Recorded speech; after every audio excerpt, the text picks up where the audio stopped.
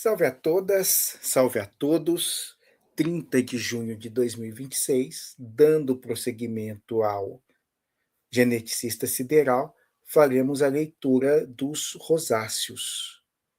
Deixe-me ver aqui. Os rosáceos. Cadê? 15.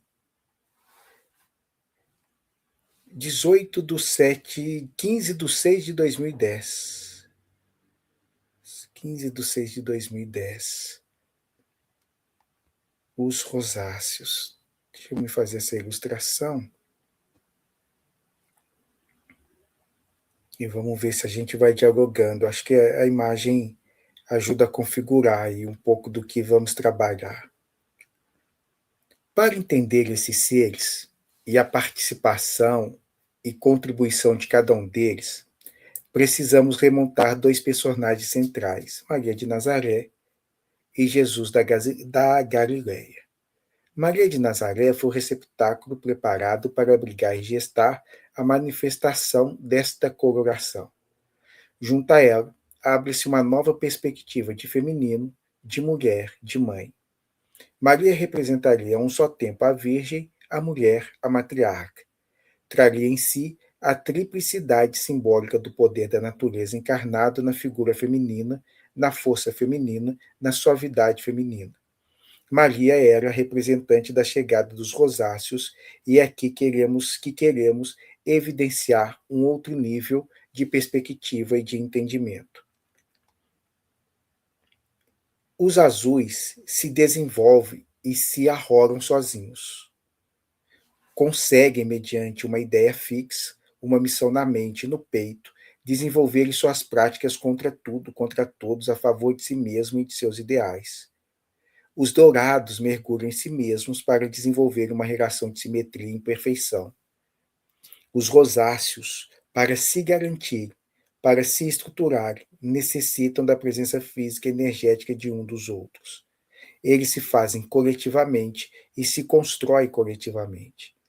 Dizemos isso para que entendam que Maria é o símbolo de muitas mães, de muitas mulheres que engravidaram de crianças crísticas, de crianças com um senso de percepção diferenciada, com uma capacidade de adequação também diferenciada. Essas crianças nasceram próximas na região da Judéia, na região do Império Romano. Nasceram e sentiram-se órfãos, sem entender o que vieram fazer, porque eram tão diferentes de todos os que estavam à sua volta. Esses seres conseguiram se compreender melhor, mães e filhos, quando nascem Jesus.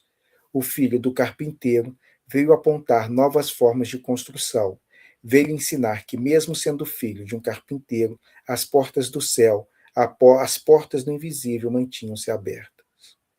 O filho do carpinteiro veio ensinar aquilo que ainda era um sentimento desconhecido para a maioria dos seres: amor. Amor ao próximo, amor a si mesmo, amor a Deus, amor aos inimigos, amor como imperativo. Falar dos rosáceos é falar de Jesus e do seu mistério de amor, ministério de amor. É também levar cada um à percepção de que ele escolhe 12 discípulos para ilustrar e simbolizar que os rosáceos precisam uns dos outros, se realizam uns com os outros e um nos outros. Mas como entender essas relações cordiais? Como ver nessas relações de intimidade e familiaridade a pureza que elas tinham? Como conseguir perceber esse mundo que se construía coração a coração, se os corações da maioria viviam trancados, fechados, nunca tinham sido abertos? Sim, alguns centros energéticos podem ficar entupidos, fechados, diminuídos, sem contato, sem anseio, sem capacidade, sem realização.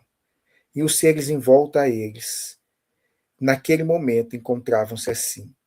O amor como um sentimento passível de ser entendido para outros seres, se não os pertencentes do núcleo familiar, foi uma conquista dos rosáceos. Foi o amor entre eles e deles que espalhou a semente do amor ao próximo, ao desconhecido e até mesmo a proposta de se amar o inimigo. Antes disso, as coisas se davam, Desculpa, antes disso as coisas não se davam nem nas ideias e menos ainda na prática. Os rosáceos coloriam de forma definitiva uma atmosfera árida, pesarosa, desértica, basáltica dos corações dos seres, levando-os a despertar sensações, emoções, sentimentos desconhecidos, ignorados, temidos e tidos como amaldiçoados. Entendem os fariseus agora como eles poderiam reconhecer Jesus, desculpa, como eles poderiam reconhecer em Jesus algum tipo de sabedoria se ele falava de uma linguagem que eles desconheciam? E como poderiam olhar para a forma como os rosáceos se tratavam, se respeitavam, se amavam, se ver em tudo aquilo uma licenciosidade, uma relação promíscua? E como que até mesmo os 12 apóstolos, homens, pessoas que receberam a aculturação de sua época e lugar, poderiam aceitar que os maiores segredos estivessem de posse não de um varão, e sim de uma varoa? Como poderiam os demais olhar para essa mulher que estava lado a lado com ele, que promovia as mesmas curas do que ele, que tocava homens, mulheres, crianças, não ser chamada de prostituta? Para contar a história dos rosáceos, para ilustrar o que aconteceu com os rosáceos, precisamos falar de duas figuras que a história fez questão de emporcalhar, de denegrir. Precisamos falar de Maria de Magdala e de Jesus Iscariotes, dois rosáceos. Um terceiro rosáceo que estava entre os 12 era João. Pedro, Tiago eram azuis, Tomé e Bartolomeu eram dourados, Paulo de Tarso era um ser diferente, de mãe diferente, mas que aprendeu mais do Cristo do que de Jesus. Por não ter estreitado laços com Jesus, Paulo enfatizou demais a Cristo, e com isso abriu-se as portas para novas práticas, vivências, tendências que se afastavam do que o rosáceo Jesus e seus companheiros vieram promover. Mas não queremos tocar nesses assuntos que mexem demasiadamente com as estruturas dos seres e do canal pelo qual escrevo. Maria de Magdala era uma mulher de finos tratos, de jeitos nobres, de jeito nobres, ares puros, famílias abastada. Em uma festa em meio a mulheres de vida fácil e outros tantos convidados, é apresentado a Jesus, o filho do carpinteiro. Eles se olham, eles se veem, eles se reconhecem, eles se amam. Talvez tenham sido um dos primeiros canais, talvez tenha sido um dos primeiros casais de amor em milênios. Ela larga a vida que tinha e vai viver com ele de estrada a estrada, de cidade a cidade, de montanha a montanha, pregando, ensinando, conversando, rindo, cantando, dançando, vivendo. O amor deles era motivo de escândalo. O amor é motivo de escândalo, mas eles se amaram, e junto a eles muitos despertaram o sentimento amoroso. As curas que realizavam e ensinaram seus discípulos a realizar se davam quase que exclusivamente pela liberação da energia sexual retesada, das tensões orgânicas retesadas. Nas proximidades deles, esse fluxo sexual cardíaco retornavam e as pessoas sentiam-se aliviadas, gratas, curadas. O que eles possuíam e o milagre que eles realizavam era tão somente amor. Amar o seu próximo, amar seu semelhante, amar seu inimigo. Maria de Magdala amava. Amava tanto que foi transformada em puta arrependida. Aquela que foi convertida por Jesus, quando na verdade é Jesus que se converte a ela. São os dois que se convertem um ao outro e ensinam homens e mulheres a realizar o que eles realizaram. Os rosáceos, diferente de outros mestres, precisam dos pares, das companhias, do coletivo. Buda se ilumina na sua solitude. Krishna nasce iluminado. Um mestre rosáceo se faz mestre, reconhece sua maestria quando é tomado pelo amor do outro pelo outro. É no encontro com o outro que eles se liberam, se encontram, se potencializam. Com Jesus não foi diferente, com Maria de Magdala não foi diferente. Com a união dos apóstolos e dos seus seguidores não foi diferente. Mas os fariseus viam nessas relações promiscuidade, licenciosidade. Mulheres que tocavam homens, que não eram seus maridos, mulheres que abandonavam seus lares para viver nessa comunidade, crianças que seguiam os apóstolos, deixando seus afazeres. Era um movimento hippie da idade zero da Terra. Assustador, porque era libertador de infinitude de rituais, de práticas, de fetiches, de fantasias farisaicas que não dialogavam com o mundo interno das pessoas. Ali as transformações aconteciam de forma mágica, milagrosa, aos borbotões. Eles não sabiam como isso ocorria, mas era mediante o amor. A vibração coletiva do amor. A criação de um padrão coletivo de amor que ia alterando a atmosfera astral física dos lugares. As pessoas precisavam de cuidados e a caravana rosácea de Jesus assim procedia. Judas Iscariotes era um zelote, um guerreiro. Acreditava na libertação da Palestina. Judas era do Hamas e Jesus sabia. E Jesus reconhecia nele o seu irmão.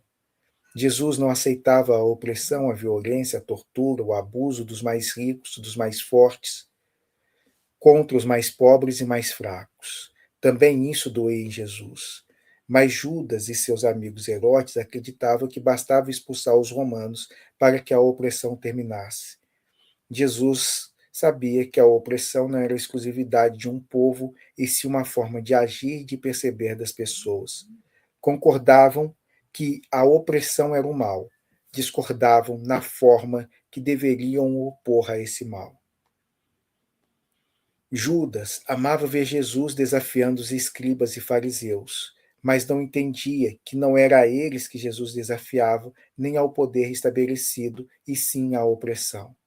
Não era contra as pessoas que ele se voltava, muito menos desejava o poder temporal, embora a presença de Magdala ao seu lado levasse muitos a acreditar nisso. Judas tinha expectativas, desejos, sonhos e entregou Jesus, seu amigo, seu irmão, seu mestre. O que ele esperava era uma sublevação, uma revolta, uma guerra. O que ele viu e assistiu foi o cumprimento das profecias da crucificação do Cordeiro. Em vão tentou libertar seu mestre, mas ele disse, talvez para convencer a ambos, meu reino não é deste mundo. As discussões acaloradas entre eles começou a fazer sentido para ambos. Como não chegariam ao poder? Como não assumiriam a glória para a qual estavam destinados? Qual imperador não levava os despojos da vitória? Naquele momento, ficou claro para Judas que o líder político que ele vislumbrava era ele mesmo. Mas por que seu amigo não lhe informou? Por que seu amigo deixou que ele vivesse pensando que seria coroado o rei da Palestina? Judas não sabe, mas é por isso que a crucificação se faz. O crucificado é o sonho frustrado de muitos. O crucificado é a luz escondida de muitos. O mestre se deixa crucificar para que morra com ele todas as crenças e desejos falsos dos seus seguidores, para que cada um assuma a si mesmo como caminho, como sendo portador de sua verdade e da sua vida. O mestre e a sua presença impossibilita seus discípulos tornarem-se quem são, de realizarem o que vieram fazer. Com a crucificação, cada qual se assume. Assume o mestre que é, realiza aquilo que é. E foi isso que eles fizeram. Judas não se suicida como os muito querem, pensam e dizem. Deixa de ser Judas, rompe com o radicalismo dos iscariotes, mas continua lutando contra o fim da opressão nas terras palestinas e ensinando sobre um tal de Jesus, seu amigo, seu irmão, seu mestre.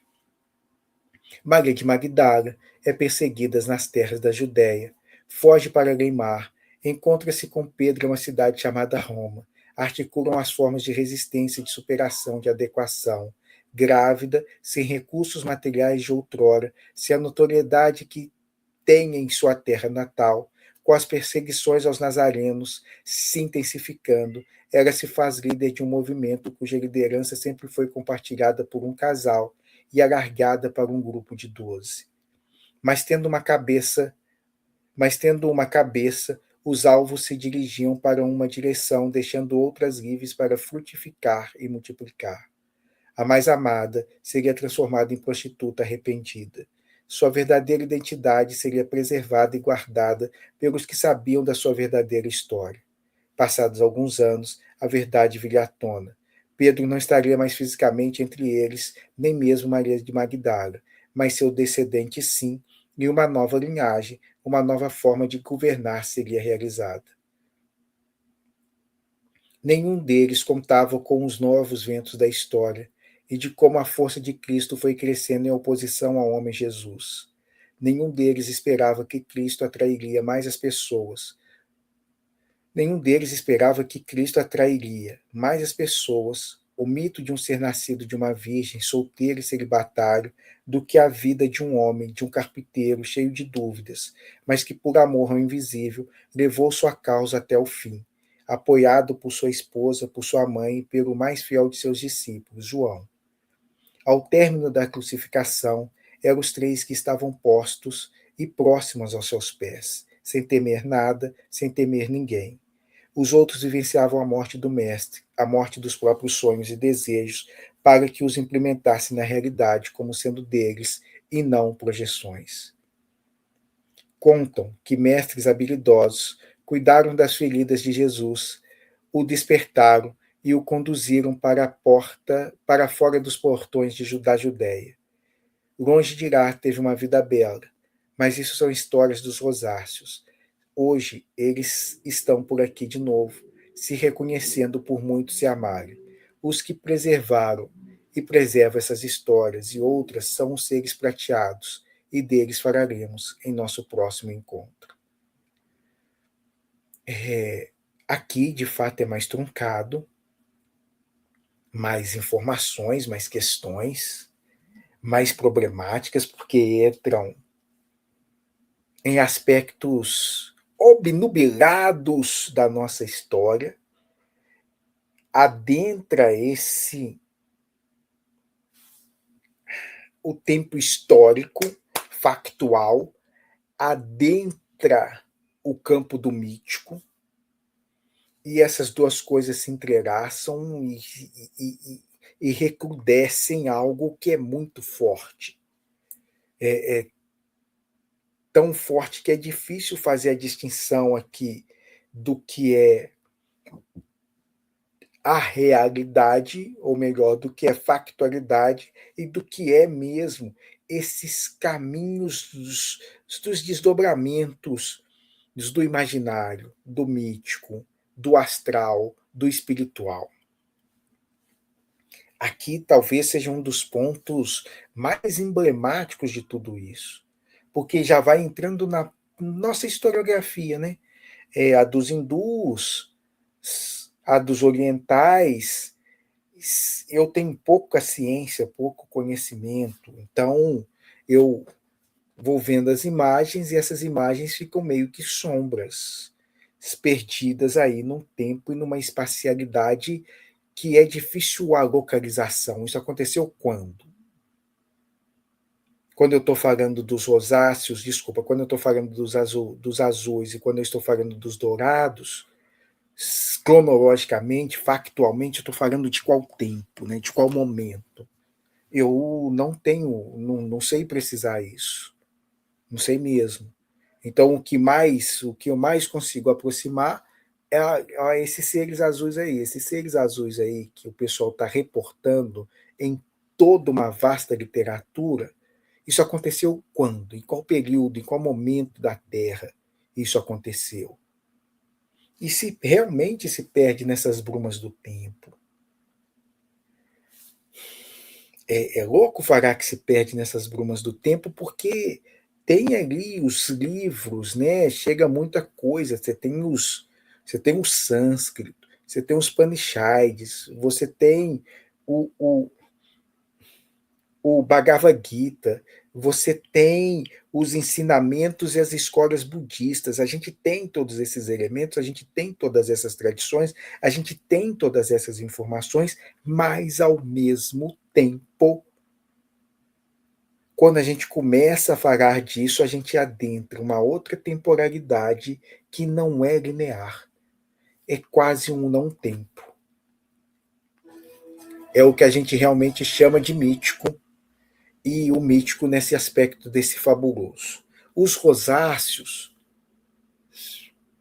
mais especificamente essa história de Jesus, ou essa história de Maria, Maria de Magdalena, Maria de Nazaré, Maria de Magdala, Jesus, João, e eles trouxeram Judas aí também. Não lembrava de Judas nessa história, eles também colocaram Judas. Na Rosa Azul,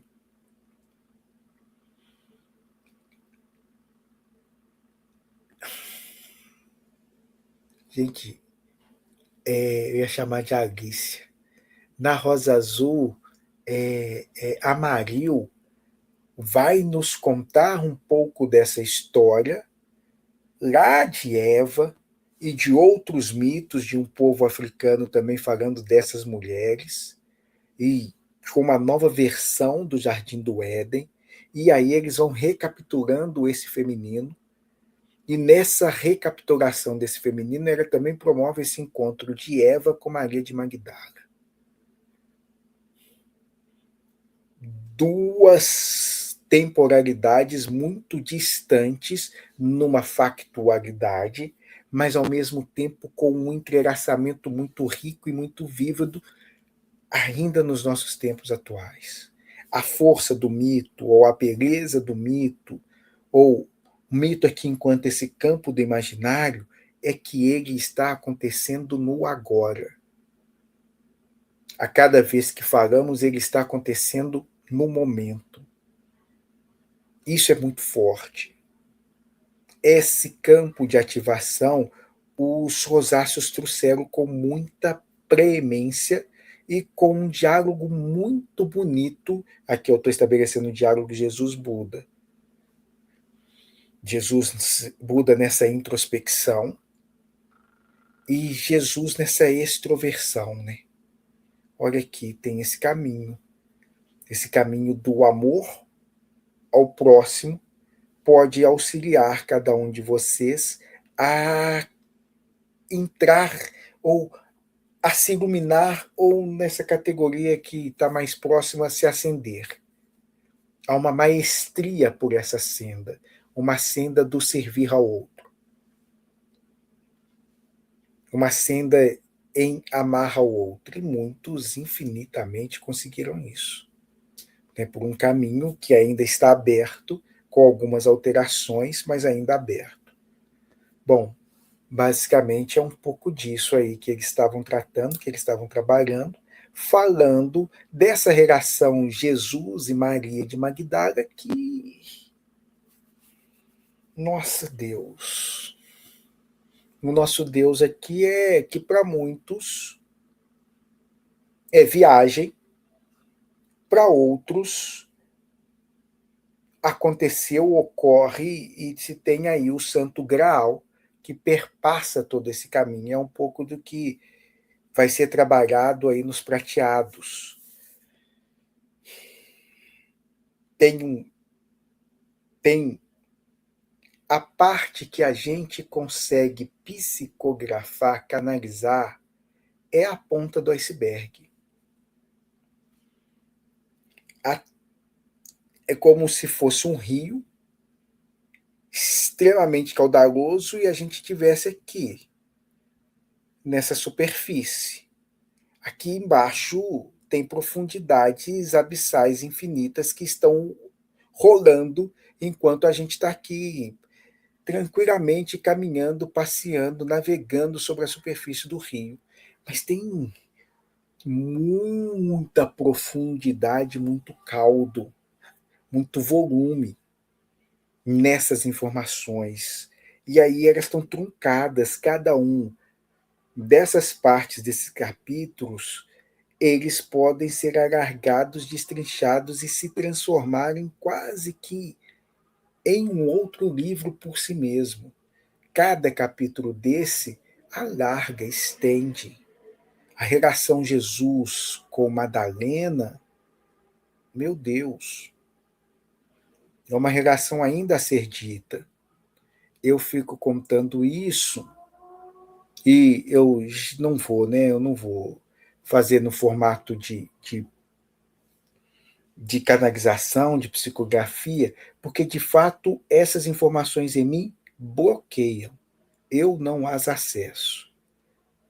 Não as acesso. Porque quando eu estava lá atrás, antes dessa psicografia, praticamente 10 anos antes, quando eu estava psicografando Caravana Cigana, que é outro, as psicografias fazem ramificações, né? Vão para muitas pontas, vão para muitos caminhos. E um dos caminhos que ia a história era justamente Santa Sara e essa travessia de Santa Sara com Maria de Magdala, chegando no continente europeu e a partir daí história.